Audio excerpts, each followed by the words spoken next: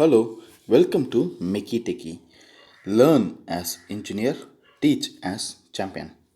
First of all, I would like to thank my family for their continuous support and encouragement for creating these kinds of technical videos in public domain. And I would like to thank my mentor, Professor R. Surendran from Government College of Technology, Coimbatore, for igniting me a spark of creating these kinds of technical videos in public domain.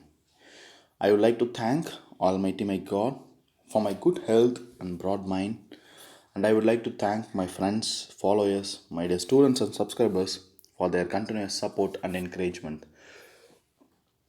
Today's topic of interest is dynamics of fluid flow. I'm saying dynamics is we are considering or we are finding or measuring the fluid in motion with considering force acting on it. The forces acting on it, the considering the forces acting on it. It is called dynamics of fluid flow. The forces like pressure force, gravity force, viscous force, turbulent force, compressibility force, and so on is acting on the fluid while in motion. With considering all the forces, we are deriving an equation that is a dynamics of fluid flow equation that is postulated by various peoples in various scientists in the world that we are going to see. Let us start with the forces acting on the fluid in motion. First is a gravity force. Yes, of course, every fluid in every particle it is having its own weight.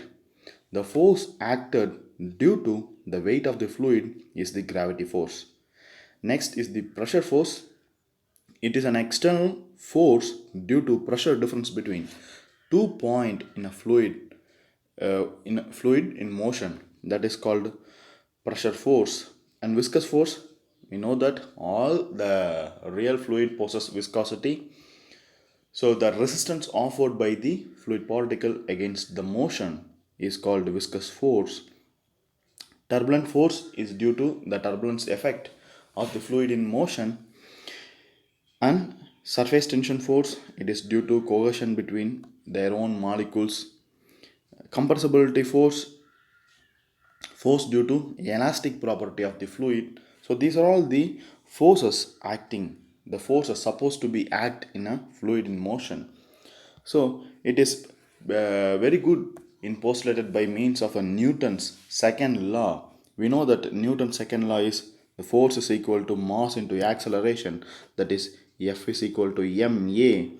Here m and a is constant, so m and a is constant. All the forces put together forms Newton's equation of motion. So it is given at here, that is force due to pressure plus force due to gravity plus force due to viscosity plus force due to turbulence plus force due to surface tension plus force due to compressibility. It is postulated by means of a Newton. That is why this equation is called as Newton's law of motion.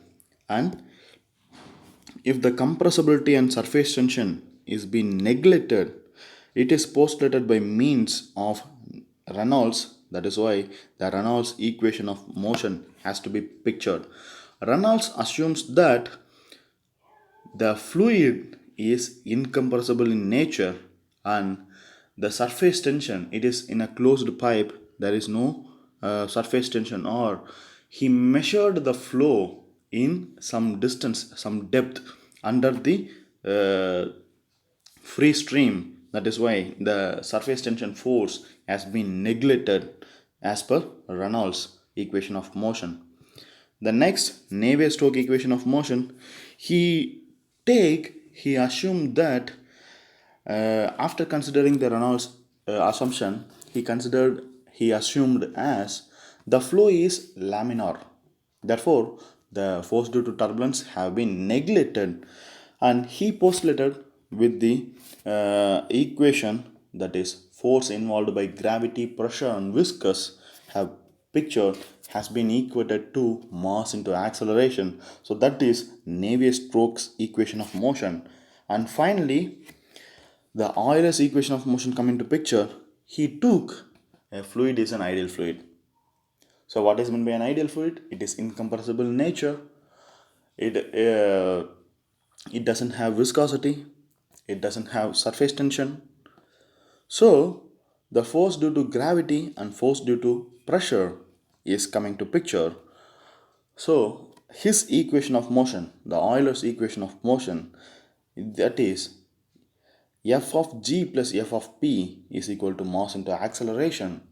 So he derived a simplest form of equation of motion, and Bernoulli is further derived from this Euler equation of motion.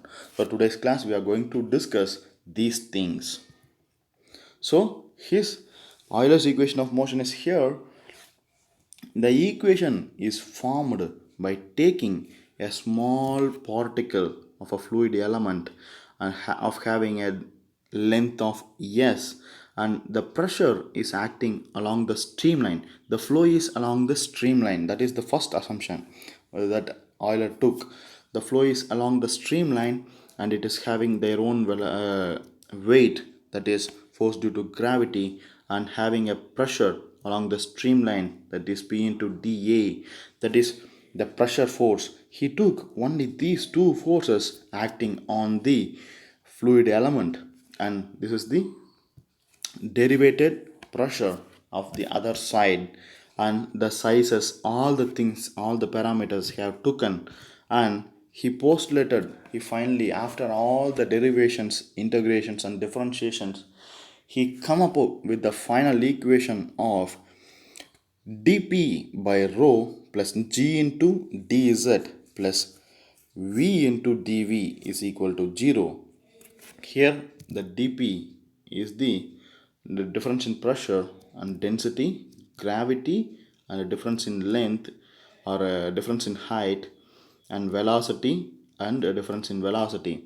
So here he took, this is the total energy equation, he took the pressure head, datum head and velocity head or kinetic head. So this equation, this is a total head equation. It is finally gave a perfect picture by means of a Bernoulli. So that is called Bernoulli equation of motion. Here this is the Bernoulli equation of motion, that is total head, total head at section 1 is equal to total head at section 2. What is the total head? The pressure head plus velocity head plus datum head, which is equal to, in section 1 is equal to section 2. So that is the assumption about the Bernoulli equation. So this is here, so this is the p by rho g, that is pressure head, datum head and velocity or kinetic head between the section 1 and section 2 are equal. So that is what the Bernoulli has been derived.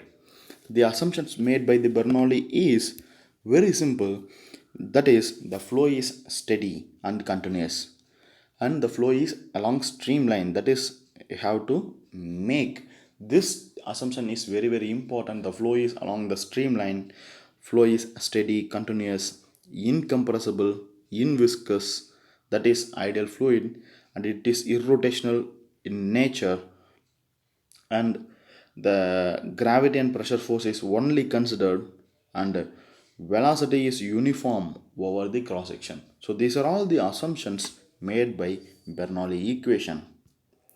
And as per energy equation, let us consider it is in a control volume. Difference between the pump and turbine have to be in picture.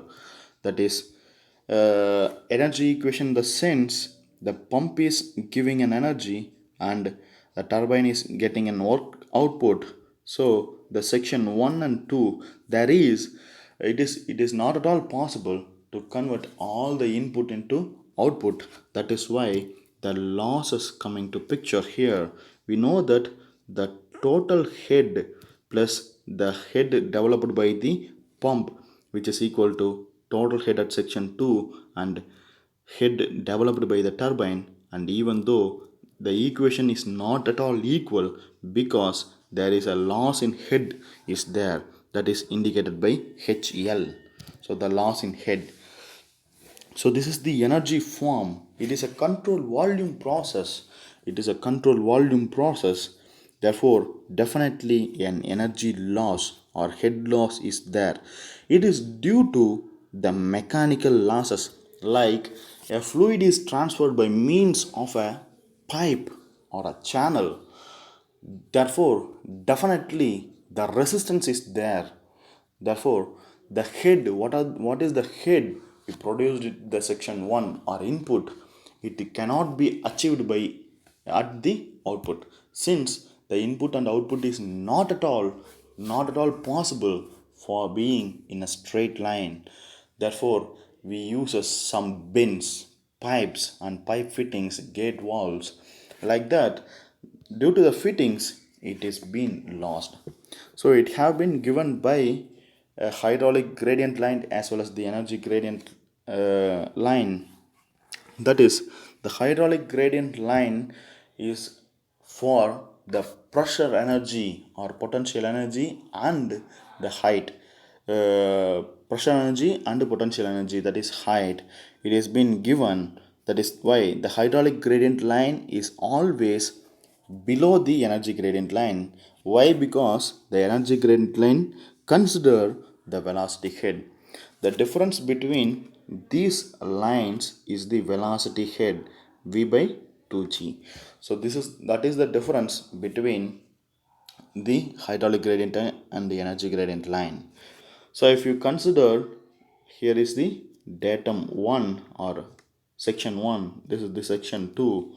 The liquid is flowing through this section by along the varying cross sections. Even though the varying cross sections, the potential and pressure difference between these 2 points is postulated by means of a hydraulic gradient line or HGL. The total gradient line is the velocity head difference about these 2 points is the total gradient line. So hydraulic gradient line is the P by rho g plus Z, and total energy gradient line is the total head or total energy. So this you have to understand better. So with this, I'm going to conclude today's session. If you have any doubts, please let me know by means of the comment section. If you have any doubts, please let me know, and I will put another video for clarifying your doubts. Okay, so if you like my video, please do like, share and subscribe my channel Makey Techie for the continual update about the mechanical engineering. Okay, so I hope, thank you for the patient listening and watching. Thank you once again.